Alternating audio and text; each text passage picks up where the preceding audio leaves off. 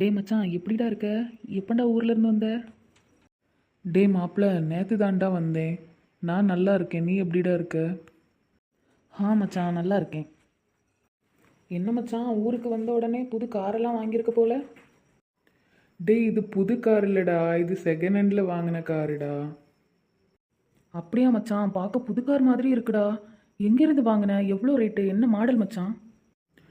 டே மச்சான், இது ஒரு ஆப்பில் வாங்கின காருடா. இந்த ஆப் வந்து செல்லிங் ரீசெல்லிங் மாதிரியான ஆப்பு.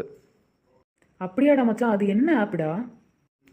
டே மச்சான், இந்த ஆப் நேம் மைமோப் ஆப்டா.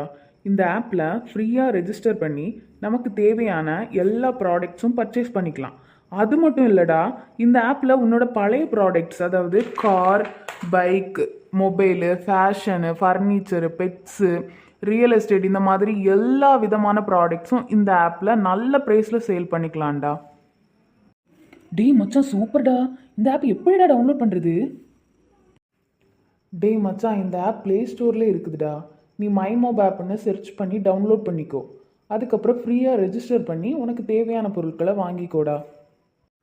சரி மச்சான், நானும் இந்த ஆப் டவுன்லோட் பண்ணி எனக்கு தேவையான பொருட்களை வாங்கிக்கிறேன்டா.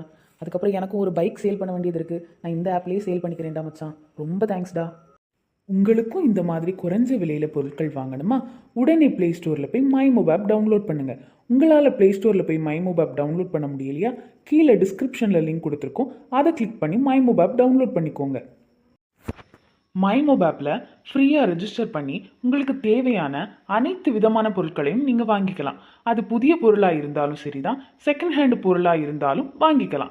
அது மட்டும் இல்லைங்க, உங்கள் பழைய செகண்ட் ஹேண்டு பொருட்களை சுலபமாக நீங்கள் நினச்ச நேரம் நினச்ச விலையில் விற்றுக்கலாம். இன்னும் என்னங்க யோசிக்கிறீங்க?